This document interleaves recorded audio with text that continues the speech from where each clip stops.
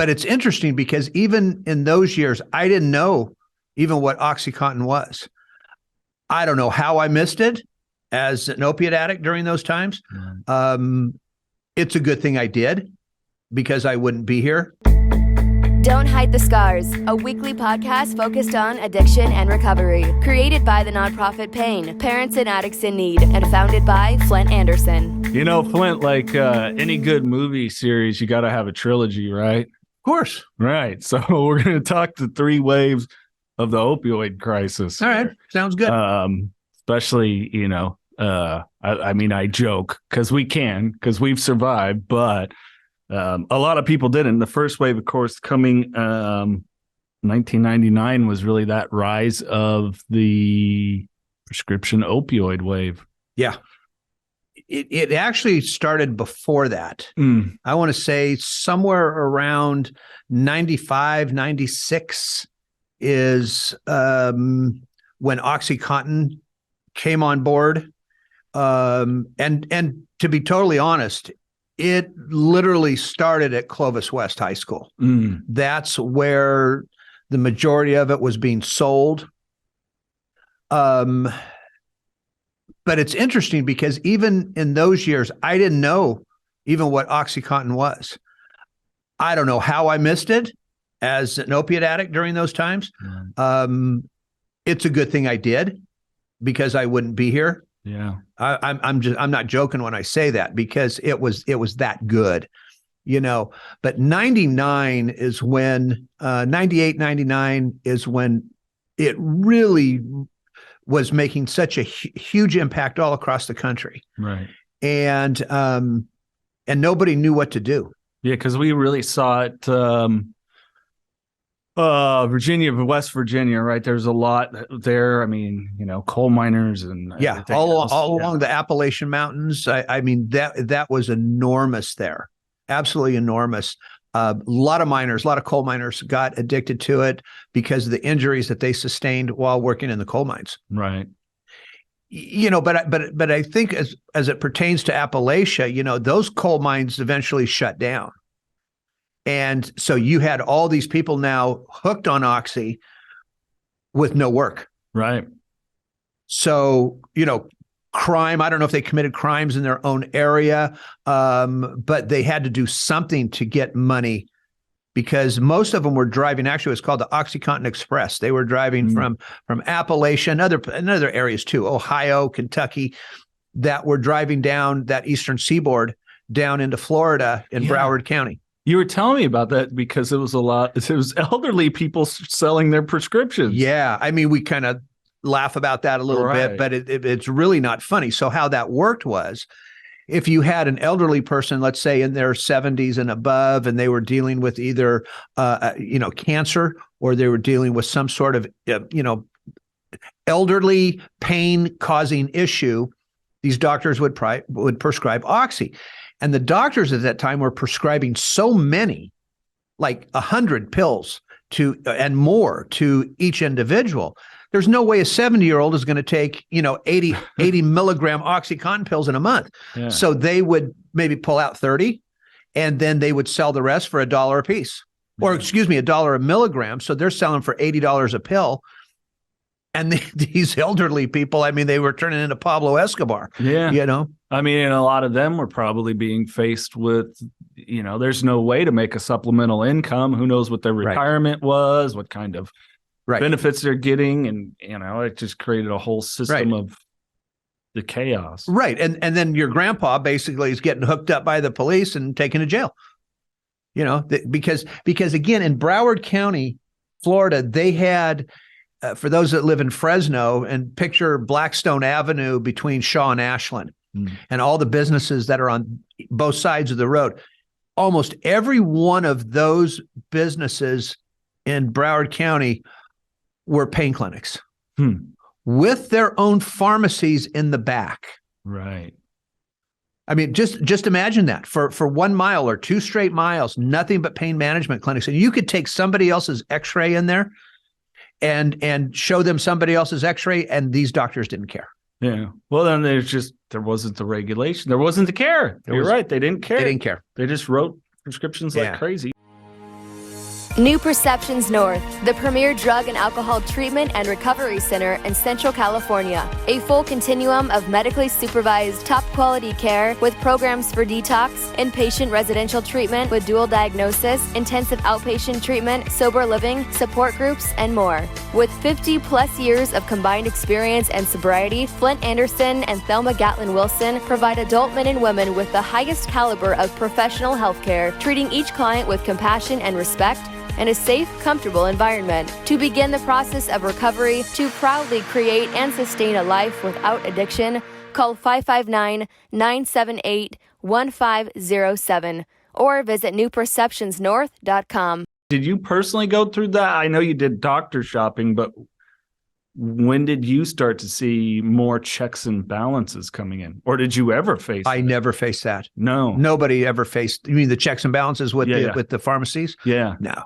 That really didn't start till after, I'm going to say somewhere around 2014. Okay. Maybe 2015 is when they started, really cracking down on how many scripts doctors were writing. Well, that's an important period of time too, because that is around the second wave or where it was starting to happen. And then we saw a rise again in heroin. Yes. Because again, the pills were getting too expensive. Right. When you're paying $80 a pill, because again, they're selling them for basically $1 a milligram. So if you had a 40 or 30 milligram pill or an 80 milligram pill, that's what each pill cost you. So again, heroin was cheap. And so now and it's the same high. The high is no different from street heroin to an OxyContin pill. Right. So the heroin was cheaper, and here it came. And here came the mad rush. And again, what I think that was around 2010. Yeah. Somewhere around there. Yeah, exactly. Yeah. Right. That we saw not only an increase in heroin use, we saw a huge increase in heroin overdose. Yeah. Yeah. Oy vey. I mean, and yeah, it's just, and we've talked about it, and people want to revisit a great conversation like with Greg Glod that we had on, really talking about the war on drugs, but it was, wave 2 of this opioid overdose epidemic. I mean, it really just amplifies really how the war on drugs had worked. Well, we never seem to learn from the past. No. The past always repeats itself with Americans. I mean, think about it. We had this enormous problem back in the 90s and early 2000s. It just escalates when we reach 2009, 2010. Yeah. And look where we're at now. Did we not? It's obvious we didn't learn one thing from that. Right. I don't understand how our government cannot foresee how this was escalating. Again, without trying to sound arrogant, I saw it. Yeah. How do you not see it? I mean, my gosh, I mean, it's and nothing has changed, in my opinion, since that time. And now where we're at with fentanyl, we know there's stronger drugs out there. We know the nitazene is out there. Yeah. And again, there's other drugs, like I think I said in the last segment, that have been sitting dormant for a lot of years, because a lot of these medications were developed back in the 40s and 50s. Some idiot's going to get a hold of those. Yeah. I mean, let me give you a perfect example. It's a drug called Actiq. Okay. ACTIQ. It is a fentanyl-based drug.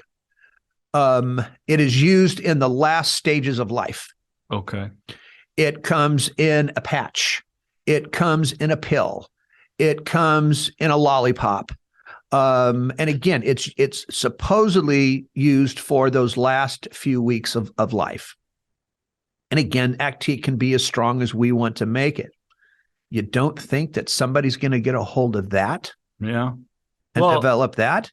And you bring up a point too, that as far as the learning from the past, you bring up the 40s and 50s, which we saw some different things start to rise in the 40s and 50s, and then clearly in the 60s and 70s.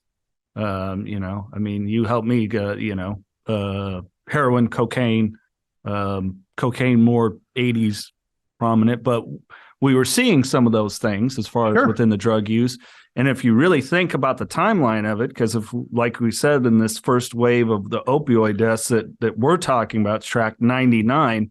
So if you think late 50s, 60s, 70s, the period's getting shorter. It is. In this war on drugs thing. It's getting shorter and shorter that there's, so you talking about Actique, I mean, it makes perfect sense that there will come another wave. We're already seeing it. It was like fentanyl. Okay, it's been here. You were making noise for a decade. Right. The time is getting shorter that the next thing is coming through. Absolutely. Because Trank, Croc, they're not new, but they're becoming more prevalent. Yes. Absolutely. But I have to say this. I mean, there's always reasons for a stronger drug coming out. You said something that just a couple seconds ago that makes total sense.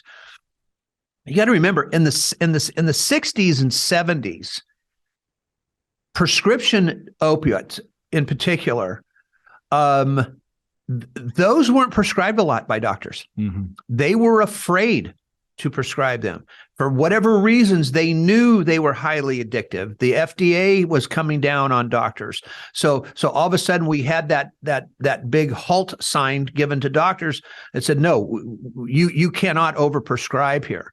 And then whoever started this, and again, this is a fact, here come the 80s and 90s when all of a sudden it flip-flops. Yeah.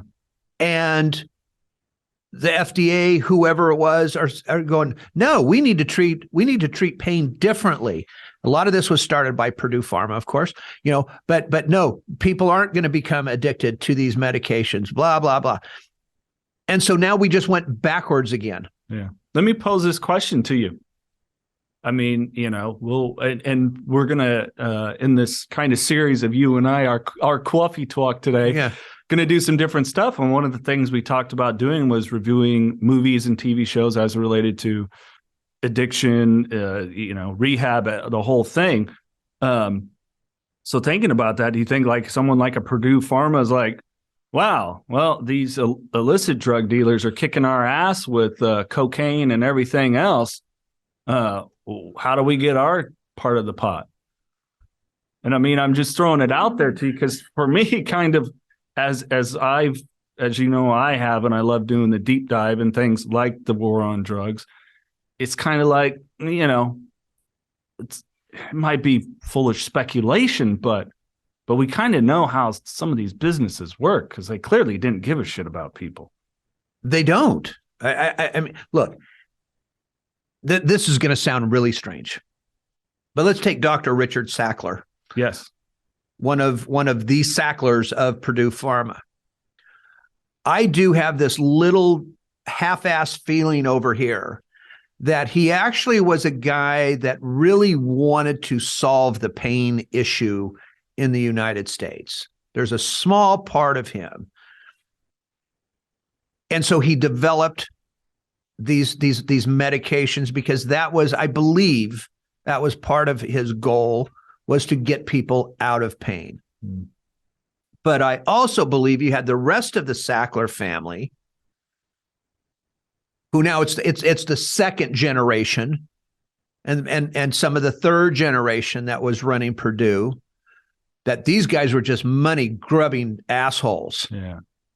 And all they were concerned about was the profit that Purdue was going to make.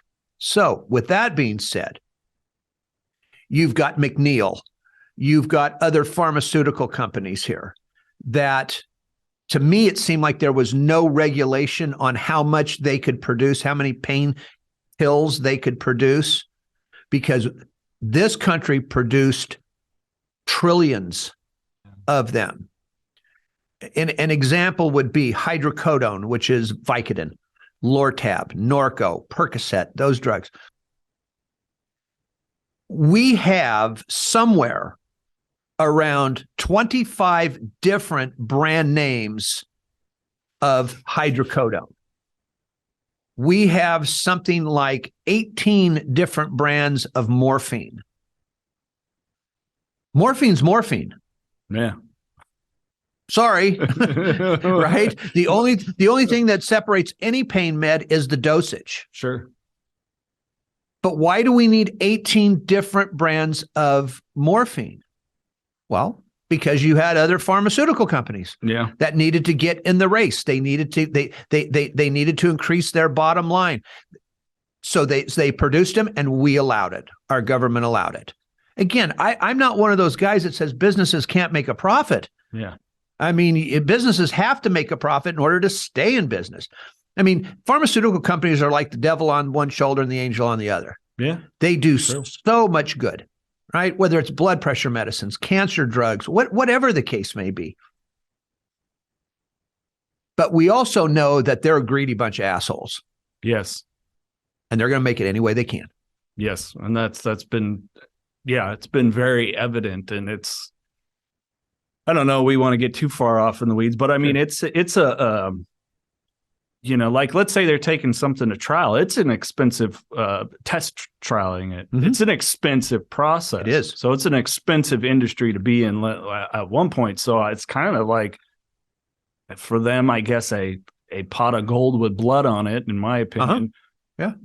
They're going to kind of keep going, like you said, and part of that Sackler family being so damn greedy.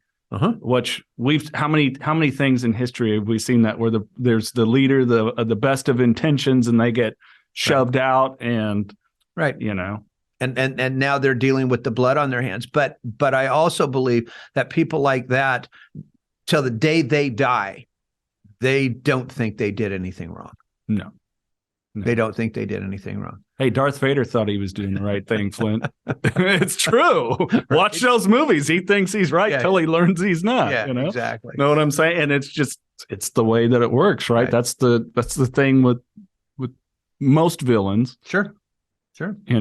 I mean, we've seen it where there's been some local dealers here that they're just clearly nefarious, and they recognize it, and they're stupidly put it all over social media, which, hey, keep that going, because it helps get you incarcerated. Yeah. Which we have enough troubles with that anyways. Right. So, but let's talk a little bit more on the third wave, because I mean, it's so much of what we do here with the synthetic opioids, fentanyl, and we're seeing it. I mean, just, yeah. It's so far over the top right now. And look, we discussed this a little bit last time, and it's something that we're going to keep discussing here. We're going to keep fighting for. But that is this. We're not going to win the war on drugs. But and I'm going to keep bringing this up, I'm probably going off the reservation a little bit here. If we don't fix treatment, we're doomed. Yeah. We're doomed. Yeah. End of story. Yeah. Just like earlier today, you and I are talking in my office, right? And we see that one article.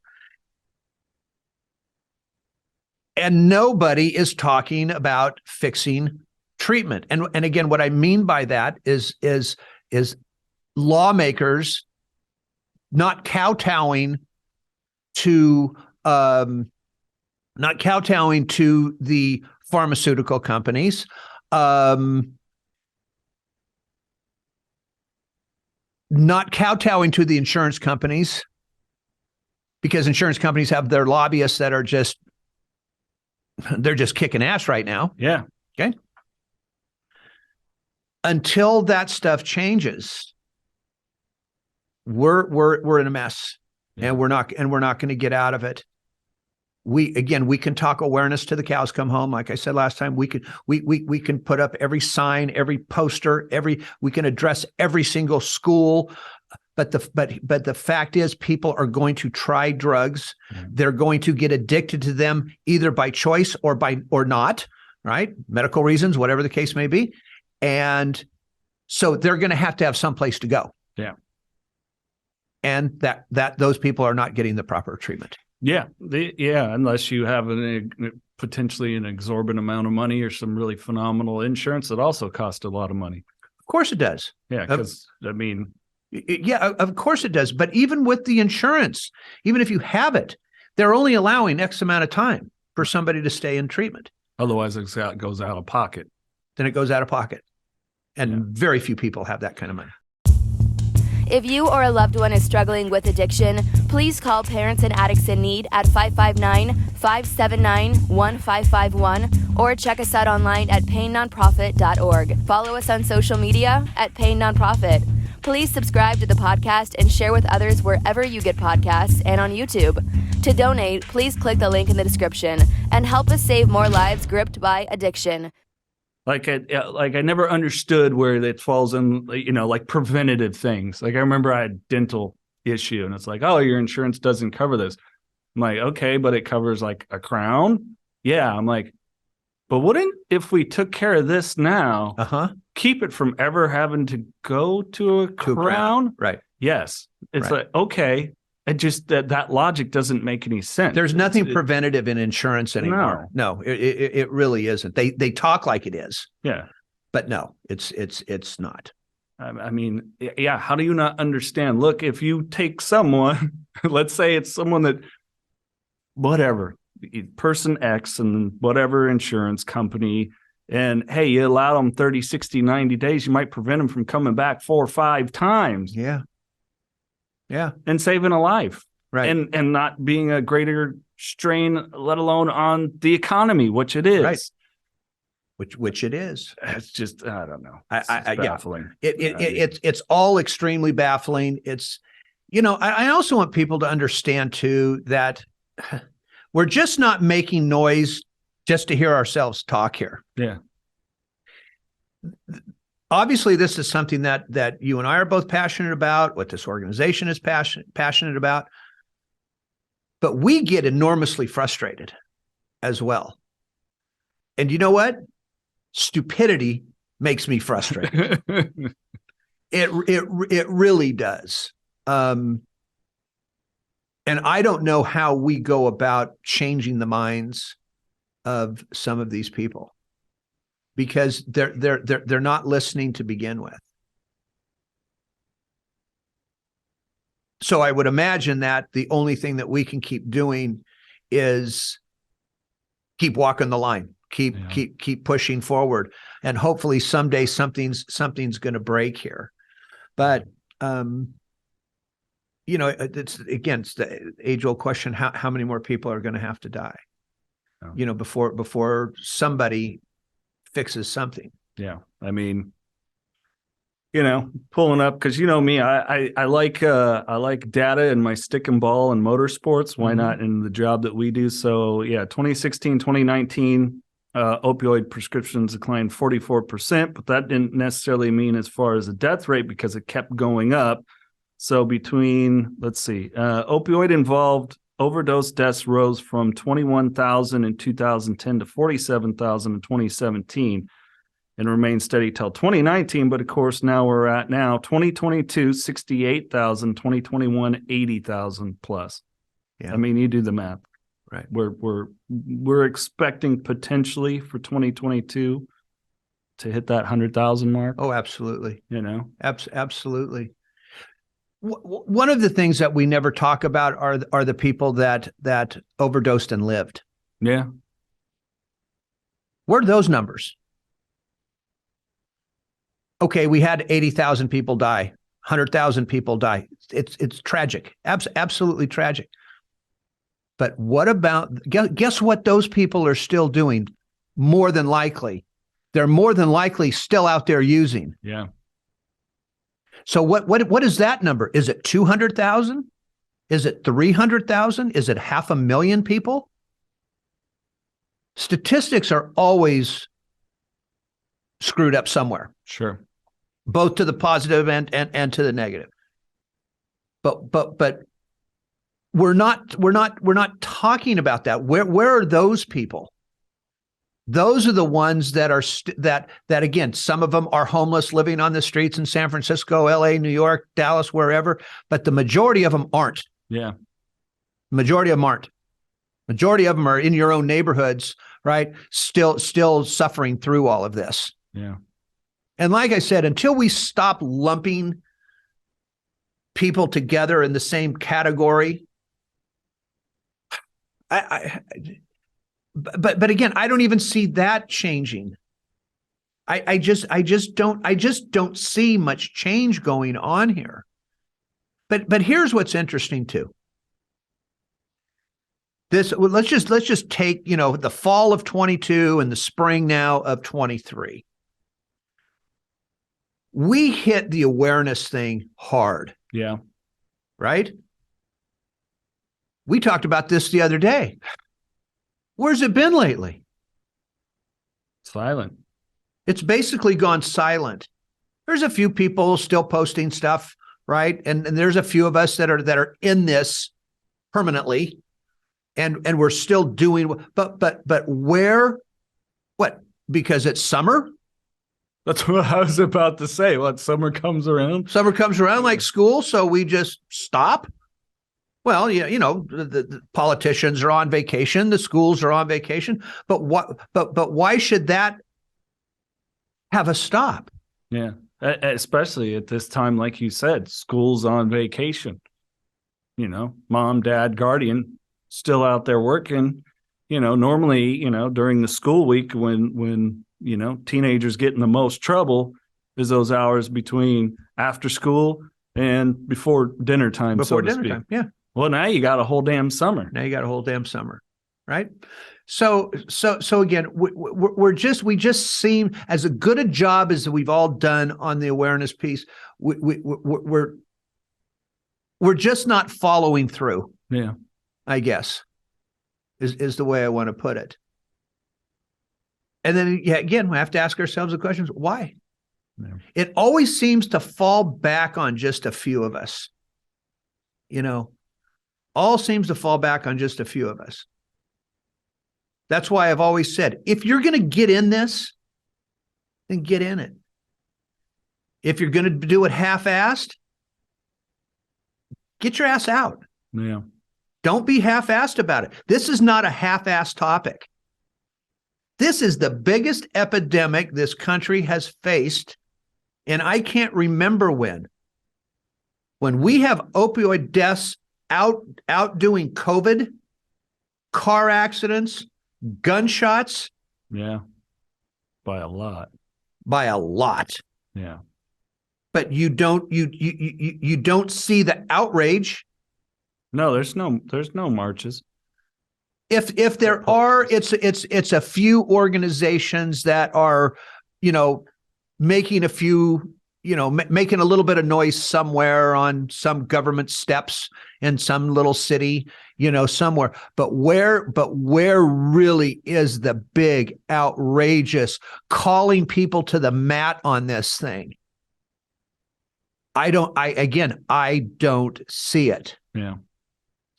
I think the other piece to that is that the media is not it's almost like when the media calls us to do a story. Sure. Right. But all of a sudden, and again, I mean, some of this I'm over exaggerating like I can do. Right. But a plane goes down at Fresno Air Terminal. Our story is going to be put on the back burner. They're going to bust ass out to the airport. Yeah. Right. If there's a national weather, hurricane coming, they're going to put us on the back burner and they're going to go after that story. And some of that probably is okay. It's correct. Yeah. But why isn't this more of an outrageous? You know what I'm saying? Yeah. You mentioned like an air disaster, can be a little salacious. Think about this. I don't know the exact number. Sure. Right. But let's say $100,000. 100,000 people. That's what the number is. And some are even estimated at 110 for 2022. For the opioid overdose. Right. Yeah. I wonder how many planes carry 110,000 people. So if there's an average of 100 people on an airplane? Yeah. Maybe. Yeah, if we say commercial flight. 150. Okay, right? So you say 100 people. How many airplanes is that? Of 100,000. Man. If you saw 10, 20 airplanes go down in the course of a year, we would go, whoa. What's going on? Oh, there'd be more than that. We got to revamp what's happening with our air traffic control, what's happening with the whole system. By the way, have you seen when 6 seals die on the Santa Cruz beach and they can get washed up on shore? They send out the National Guard. Yeah. Wow. My God, what is going on here? What a shame. These seals, is there something wrong? Can we do something different? I'm not joking. I have seen that with seals. Okay, again, I love seals. They're cute. They're all this stuff. Okay, I love them, right? I've never seen so much done over seals that have died. I wish we would put that much effort into human beings that are dying. Yeah. Just doesn't seem like we are. No, and I think it's because it's just so easy to discount so many addicts. Just easy to discount. Oh, that problem person. Oh, they always had these issues. Yeah. Or, oh, that's just some homeless guy or what, and then people, like it's a human. It's a person. Mm-hmm. You've known them. I've known them that have ended up on the streets, then gone. Right. Or not ended up on the streets and gone. Right. I had a friend, I think when we first started, when I first started here with parents and addicts in need, drugs and alcohol, did very well. Gone. Mm-hmm. Drank and drug himself to death. Right. Liver, kidneys failed. Right. Right. Yeah. I mean, there's not even a lot to say. No. When it comes to this. Yeah. I don't know. Sometimes I wonder where our compassion is. I know it's hard to have compassion when you're seeing somebody commit crimes and, defecating, on a street. I get it. Yeah. I get it. And I can be that hard ass too, but again, this isn't about helping someone and giving them everything. What people don't realize about recovery is that we are still responsible for our actions.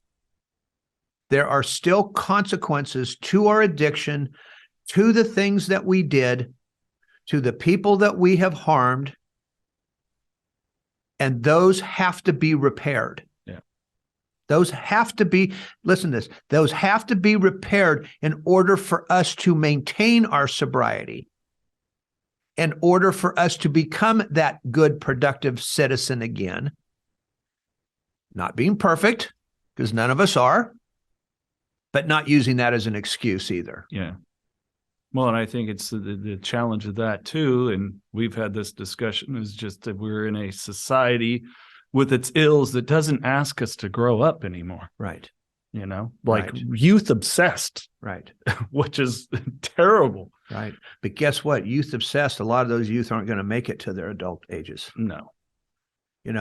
Look, it is good for the person in recovery to have to face those consequences, have to make those amends.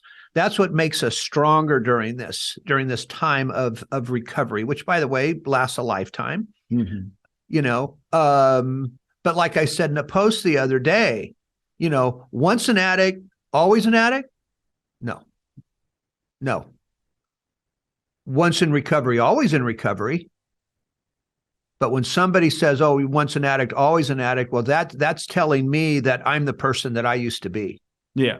And I'm not that anymore. You're not that anymore. None of us are that anymore. There's some addicts out there still.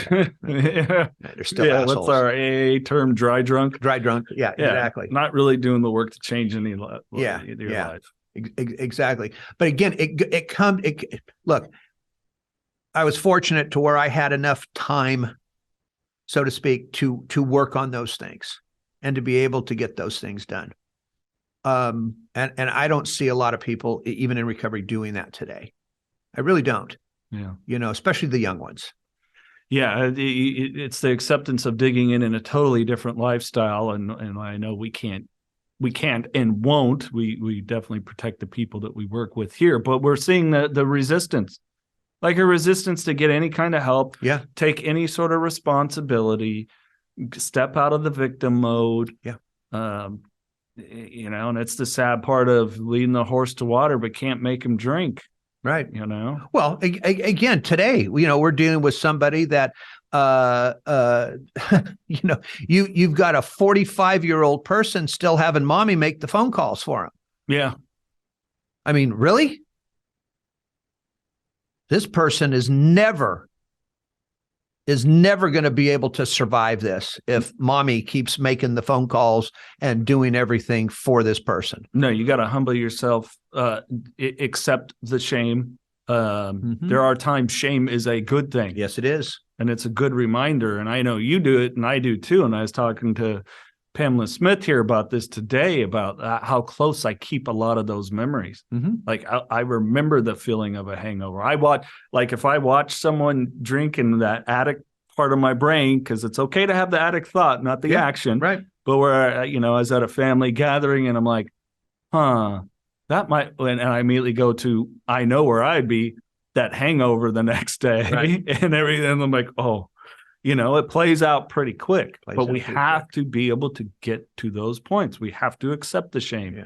We have to take on some of the guilt, or all of the guilt of our actions. Right. And onus and all of it. And that's why people in general don't understand recovery. They don't understand what the recovering person, I'm not going to say has to go through, but needs to go through. And until, here I go again, back into it, the insurance companies and the politicians understand that this is what it's going to take in order for this to be any kind of successful. Nothing's going to change. It's like anything else. You have to allow a certain amount of time to heal. And we're not allowing that. No. We're not allowing that. And I don't understand why we can't. I mean, it's our society we're talking about here. I mean, there's days when I sit here and I think about just 5 years down the road from now, or 10 years down the road. Oh God, I'm going to be 78. Well, at that point, then it's up to you guys. But I look at this thing 5-10 years down the road. I only see it getting worse unless some changes are made. Yeah. So what is that going to take? Yeah, I don't know how, fear has been such a huge driver. I mean, I've seen it. I know you've overly seen it in your lifetime, but I've seen it in mine for sure, and where people used to commiserate in their front yards. And, we've had so many things drive us into our homes, let alone what occurred, the last 3 years, which I won't go on my rant, but right. Hey, there's a lot of my disbelief in our politicians and in media outlets. So, it's until we kind of find a way to get back to being a connected community that takes responsibility and asks for responsibility.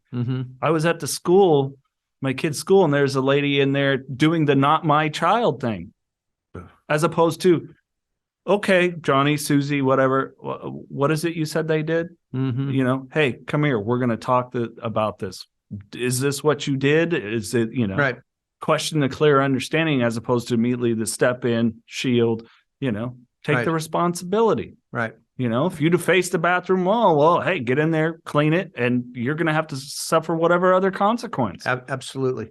And that's absolutely, it's gone away. Yeah. Well, and again, look, I think there also needs to be more participation from the news media. I do. There has to be more participation from just from different outlets that will cover this, if you want to call it the news or whatever you want to call it, the opioid crisis. And I'm going to bring this up. It's just like, I went and taped the show for California Insider, which is part of Epoch News Media, or the Epoch Times. And this organization, this is what they do. Okay, they are all about California. They are all about what is going on inside California today. They have 30 million listeners. That news media outlet is making a difference. Yeah. They are concerned about our state. By the way, that place was founded by an immigrant Chinese person. Yeah, you told me that. Which is so cool. Yeah. Right? Founded this thing with virtually no money in his pocket and brought it to where it is today. Why can't we get other organizations like that to do this? They've got an interesting documentary called Leaving California, which I think every Californian needs to watch. Yeah. It's fantastic. I'm not going to tell you anything about it. Just watch it. But my point here is there's just so few places out there that are unwilling to make this epidemic part of their daily news cycle, programming, whatever it is. Yeah.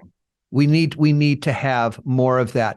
We actually need to wow, there's a whole bunch of things now that you started with me that fire this one up.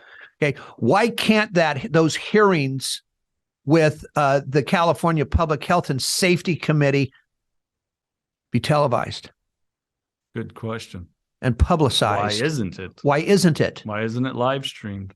When I was on California Insider, I told them what two assembly people said in that hearing. And it's interesting. Even the interviewer, he came back and he said, "Are you kidding me? They said that?" And I said, "Yes, they did. It's in the record. I'm not quoting anything that's not in the record." But if California public could hear that, maybe it would wake some people up. Yeah. I mean, city council meetings, so many of them are live streamed. Right. And general public can attend, and But Jason, here's the other thing though. Let's say they are. And again, I don't know if they are. But let's say they are. Who's watching it? Yeah. Or even aware that that's available. Or even aware or even care. Yeah. And I think the vast majority of the reality of it is people don't.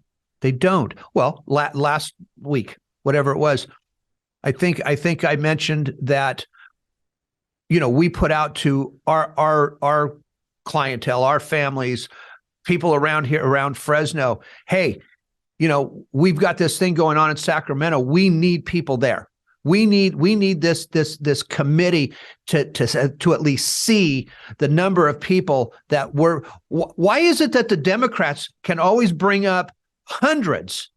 Maybe because they're all unemployed. All right, but bring up hundreds of people to support them in voting this thing down. Yeah. But why can't we bring people up there that are in support of what we're doing? Yeah. There was nobody that came. You've got, and we have people bitching about this all the time. Stop bitching about it and start doing it. Yeah. Yeah. Flood them with letters, whatever it is. Whatever it takes. I think we even talked about this last time where we said if I asked 100 people to write a letter to their state senator or to their assembly person, 5 maybe? Yeah. Would send the letter? Yeah. If you get 5%, that'd be pretty good. And by the way, those are the people that their loved ones are in the middle of this mess. Yeah. Or have been lost. Yeah. Right. Hey, you brought up something interesting I want to talk about the next time that we do this for our fourth part of this, though. you mentioned the list of all these different drugs, and it's astronomical. So I want to talk about that. Okay. Obviously, the Epoch News. I'm not sure if that'll be out your episode by the time we release this episode. If it is, we'll put the link in the I'll put the link to them period in the podcast description so people can check it out, because they really are doing, real stories here. Yeah. This is, real perspectives backed by facts. So I'm really excited to see your episode, because I know you, and so I know it's going to be great. But it's going to be interesting. Anything else you want to add? No, I mean, look, it's thank you for by the way setting this up. I love this chit chat back and forth. It's good for me. These are the things that I ask you anyways. So you might as well share with everybody. Exactly. Look, and I do think though that if we stop even for a second being loud and I'm going to say it, being aggressive, all right, in our philosophy here, and if we even slow down one bit, this thing's going to die on the vine. I really believe it is. Look, we got some great partners out there. We got some great men and women, in recovery, the Brocks of the world, and the Tim Lodgins, and and Tim and Jennifer, right? I mean, we got some Adam Jablin. I mean, we got all these people out there doing this thing. They're not going to quit. Yeah, they're not going to quit. We're not going to quit. So we just keep going as hard and as fast as we can. Absolutely. Well, thanks for listening or watching on YouTube. Please do us a favor. Not only hit that subscribe button if you haven't yet. If it's YouTube, leave a thumbs up for the video, a comment there, and please share it with other people too. Share the podcast, share, be it on YouTube or the audio. Leave us a rating, a review. We'll read those, bring some of those. I'll start bringing some of those in so we can read over some of those. And don't hesitate to reach out if you have any questions. All that information's in the description. You bet. Thanks, Jason. Thank you, Flindt. If you or a loved one is struggling with addiction, please call Parents and Addicts in Need at 559-579-1551 or check us out online at painnonprofit.org. Follow us on social media at Pain Nonprofit. Please subscribe to the podcast and share with others wherever you get podcasts and on YouTube. To donate, please click the link in the description and help us save more lives gripped by addiction.